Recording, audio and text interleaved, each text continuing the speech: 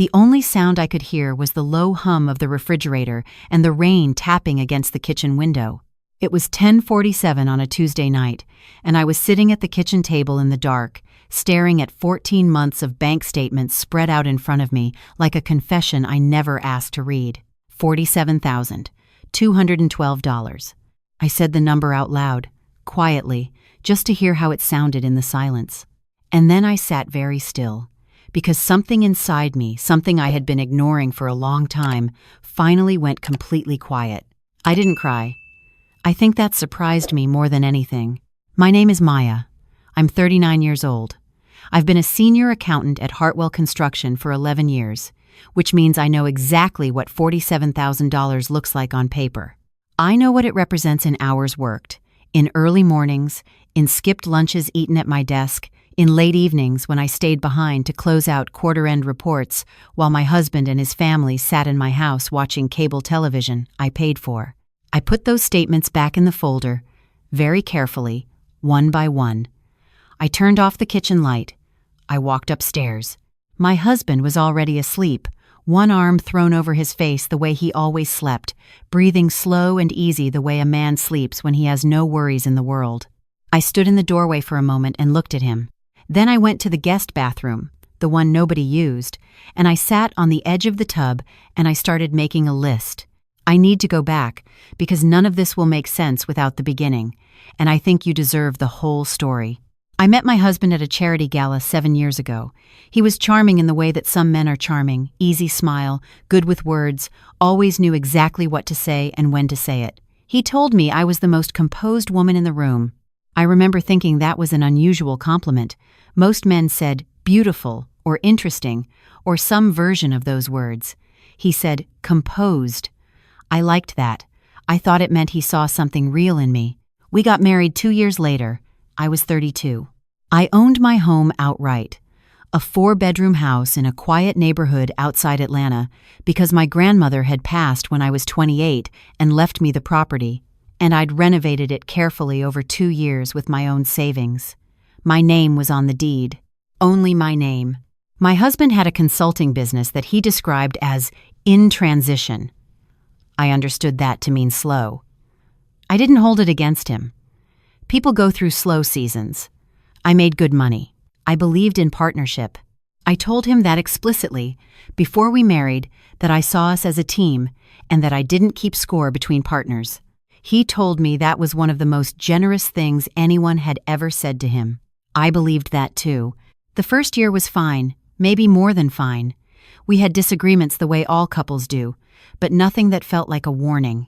He was affectionate, occasionally thoughtful, and when he was in a good mood, the house felt warm and full. Then his younger brother came to stay with us. My brother-in-law had, according to my husband, just lost his apartment in a situation that was entirely not his fault and entirely never explained. He needed a few weeks, my husband said, just until he got back on his feet. That was 14 months before the night I sat in the dark with those bank statements. My brother-in-law was 26 years old and had never, in the entire time I knew him, held a job for longer than 6 weeks. He was not unpleasant. He was simply entirely uninterested in any version of adult life that required effort. He woke up around noon, watched television until the early evening, and then played video games until 2 or 3 in the morning, with the volume loud enough that I could hear it through the ceiling of my home office, where I was doing the work that paid for everything he consumed. My husband thought this was temporary. I thought my husband was wrong, but I kept hoping I was the one who was mistaken. Then, 8 months after my brother-in-law arrived, my father-in-law called. He and my husband's mother had separated formally, this time after years of on-and-off tension that I had heard about but never witnessed. My father-in-law was 61, semi-retired, and had, as he put it, nowhere comfortable to land for a while. My husband told me about it over dinner in the carefully casual tone he used when he had already decided something and was presenting it as a conversation. I told him he could stay in the back bedroom, my husband said. Just for a bit. I looked at him across the table. You told him. Before asking me, I didn't want to put you in a hard position. I set my fork down. How is asking me first putting me in a hard position? He gave me a look I had started to recognize, a slight tightening around the eyes, a shift in the shoulders, something that was not quite impatience, but was very close to it. "He's my father, Maya." What was I supposed to say? No? That was the end of the conversation. My father-in-law moved in the following Saturday. He was a tall man, broad through the shoulders, with a habit of making pronouncements about the correct way to do things that he had never actually done himself. He had opinions about how I cooked, how I kept the house, how I spent my weekends, how I dressed for church. He delivered these opinions in the tone of a man doing you a great favor by sharing them. My husband never said a word. What I didn't know, what I had absolutely no idea about, was what was happening to our money. When we got married, we had opened a joint account. My husband managed most of the household expenses from it, because he was home more, and it made logistical sense at the time. I deposited my full paycheck every month and trusted him to manage it responsibly. I had been so determined not to be the kind of wife who kept financial score that I had stopped looking at the balance the way I should have.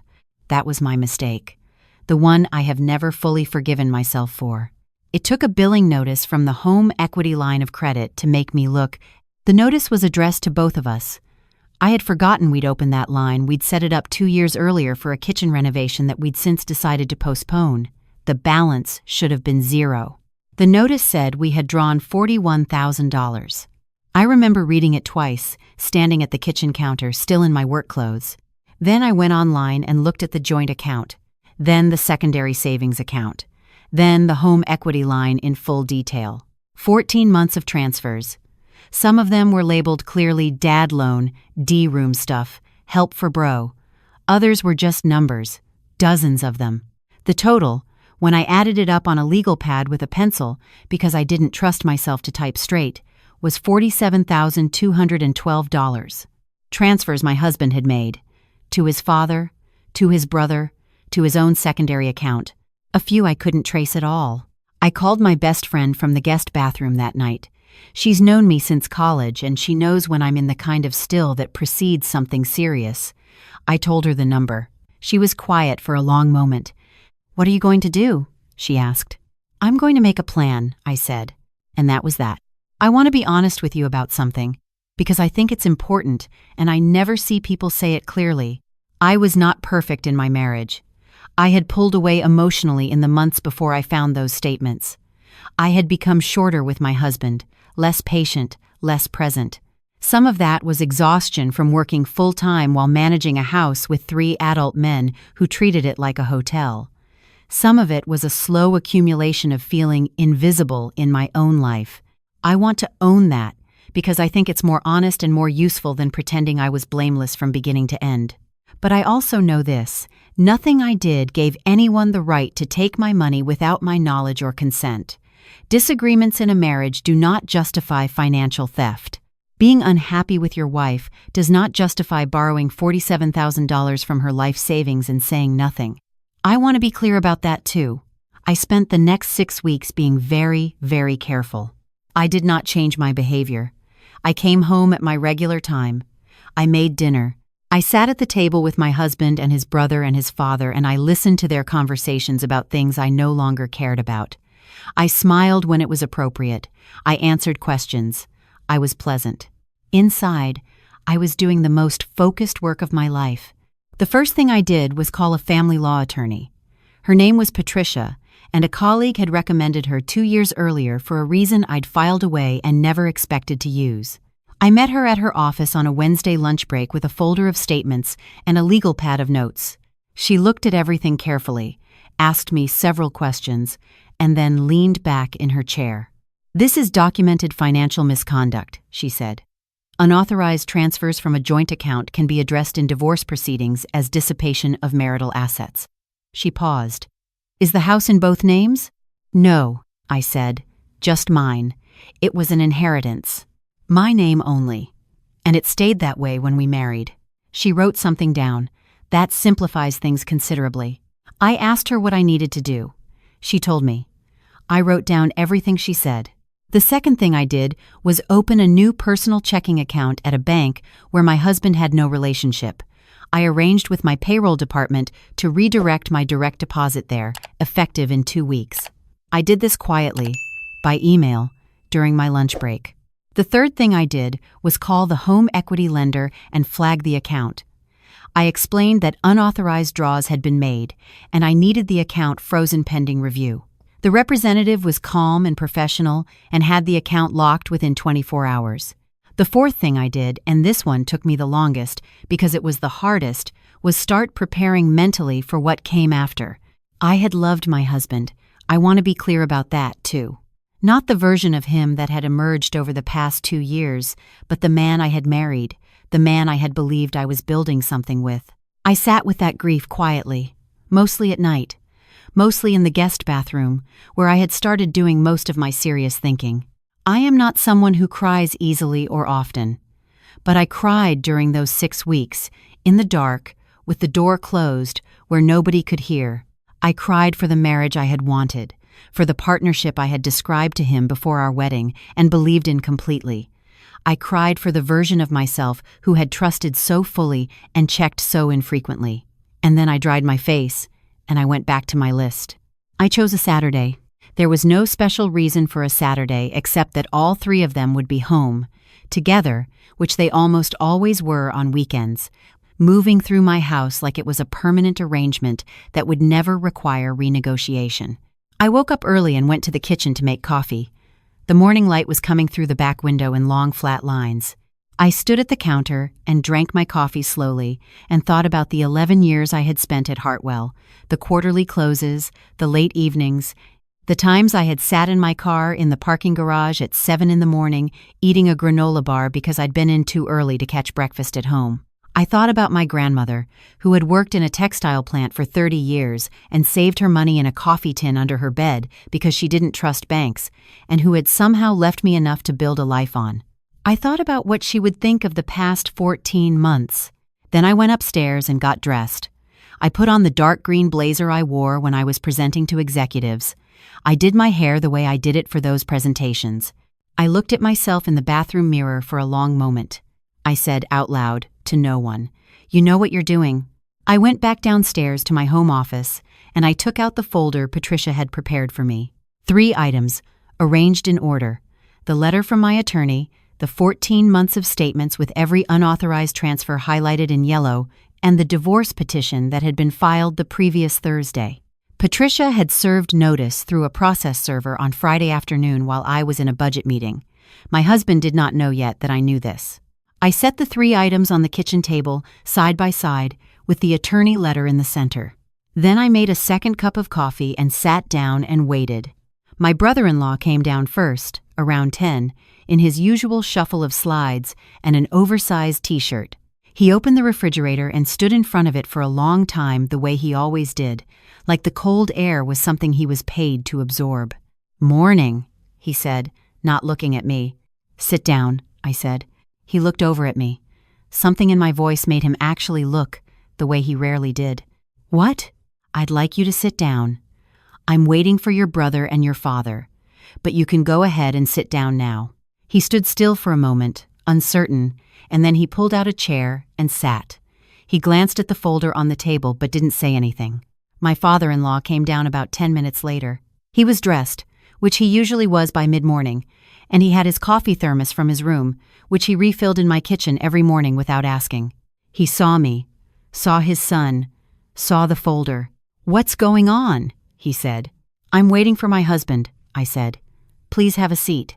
He looked at me for a moment, the assessing look he gave me when he was deciding how much authority I was permitted in my own home on any given day, and then he pulled out a chair and sat across from his son. My husband came down last. He smelled like his shower, and he was in a good mood, I could tell by the way he came around the corner, loose and easy, his mind on nothing in particular. He stopped when he saw his father and brother sitting at the kitchen table with expressions they couldn't quite name. Then he saw me, and the folder, and something shifted in his face. "What's this?" he said. "Sit down," I said. "Maya." "Please," I said. "Sit down." He sat. I opened the folder, and I slid the bank statements to the center of the table. All 14 months, paper clipped together, every unauthorized transfer highlighted in yellow. I've been the senior accountant at Hartwell Construction for 11 years, I said. My voice was very level. I had practiced this too. I reconcile multi-million-dollar accounts every quarter. I catch errors that other people miss. So I need you to understand that when I tell you I found every transfer, I mean every one. My husband was staring at the statements. His father was looking at the wall behind me. My brother-in-law was looking at his hands. $47,212, I said. From our joint account, our savings account, and a home equity line of credit that you drew against without discussing it with me. I paused. Without my knowledge. Without my consent. The kitchen was absolutely silent. My husband looked up at me. Maya, that money went to family. You know how much pressure— I know, I said. I understand there was pressure. What I don't understand is why you felt entitled to make that decision alone, without telling me, for 14 months. It was our money. Half of it was our money, I said. The other half was my direct deposit. Let me tell you what wasn't our money. I slid the second document forward the highlighted sections of the home equity draw, the line of credit. That's attached to this house that is in my name only, which means you used collateral that belongs solely to me to take out money without my consent. I looked at him directly. Patricia is a very good attorney, by the way. She explained exactly what that means under Georgia law. His face had gone very still. I slid the third document forward. You were served yesterday afternoon. I didn't tell you because I wanted to have this conversation in person, face to face, so there would be no confusion about where things stand. My father-in-law made a sound. He started to say something. I could see him drawing himself up, reaching for the tone he used when he was explaining how things worked to his daughter-in-law, who clearly didn't understand. Sir, I said, turning to look at him. I kept my voice completely even. I want to be respectful, because you're my husband's father, but I need you to hear something clearly. This house belongs to me. It was left to me by my grandmother. It has been in my name alone since I was 28 years old, and it will remain in my name. You are here as a guest. You have been a guest for 8 months. I paused. That arrangement is ending. He stared at me. You can't be serious. I am, I said. Both of you will need to make other arrangements. I'm giving you 4 weeks. I've written it in a letter that's in the folder. 4 weeks is more than sufficient time to find somewhere to go. I looked at my brother-in-law, who was still looking at his hands. I want to be fair. 4 weeks is fair. My husband stood up. His chair scraped loud against the tile.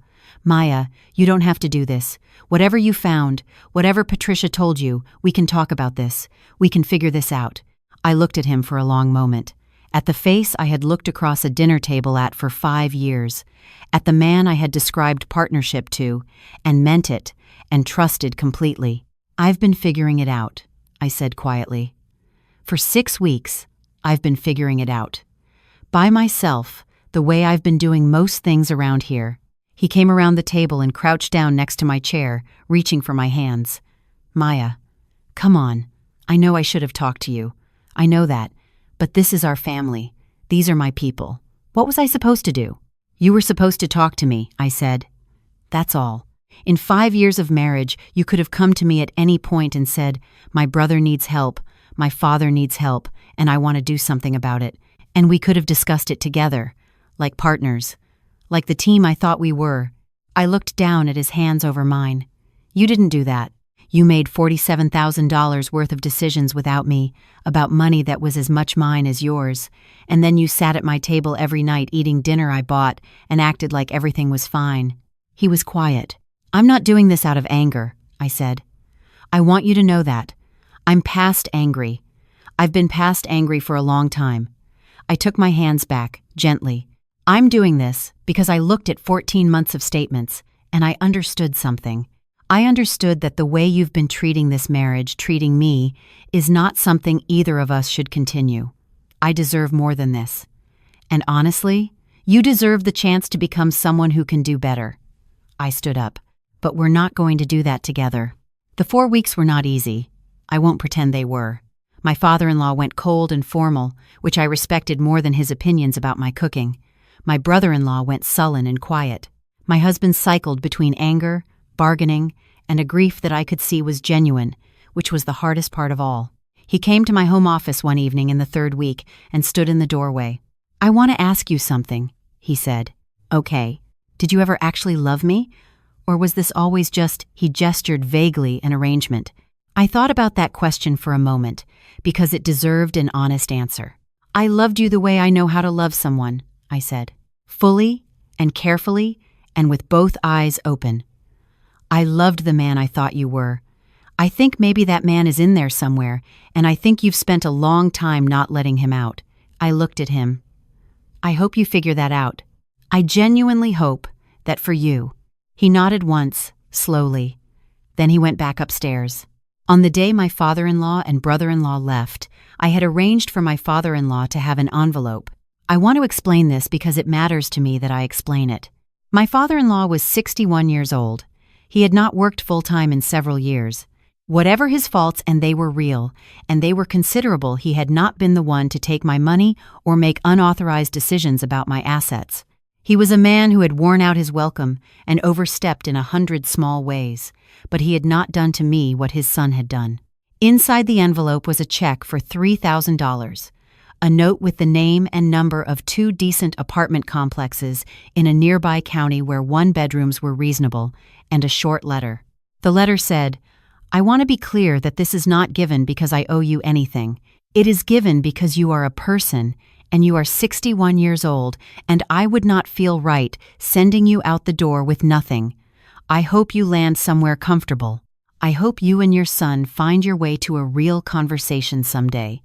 That would be good for both of you." I did not give an envelope to my brother-in-law. He was 26 years old, and his legs worked, and his health was fine. There are limits to what grace requires of a person. My husband moved out the following Saturday with what he'd come in with, plus some things we'd bought together that I told him to take, because I didn't want the weight of their memory in my rooms. Patricia handled the rest. The home equity line was resolved in the settlement. The joint account was closed. I want to tell you what my house felt like the first night I was alone in it. It was a Tuesday in early November, cold enough that I'd turned the heat on for the first time that season. I made myself dinner, really made it, the way I used to cook before I got tired of cooking for people who never said thank you, and I ate it at the kitchen table with a candle lit and music on. There was no television from the room above me, no video games through the ceiling, no footsteps pacing the floor at midnight, just the house, and the heat moving through it, and the sound of me eating my own dinner in my own kitchen, in the home my grandmother had built for her family and passed to me. I sat there for a long time after I finished. I thought about her, about the tin under the bed, about the 30 years in the textile plant, about the way she used to say that the most dangerous thing a woman could do was forget what she was worth. I had forgotten, for a while, but I had also made a list, and I had worked through every item on it, one by one, the same way I'd been working through hard things my entire life, quietly, carefully, without making a scene, until the work was done. I cleared my plate and washed it and put it away. Then I went to my home office, opened my laptop, and started on the quarterly close. The numbers came out clean, the way they always did when I was paying attention.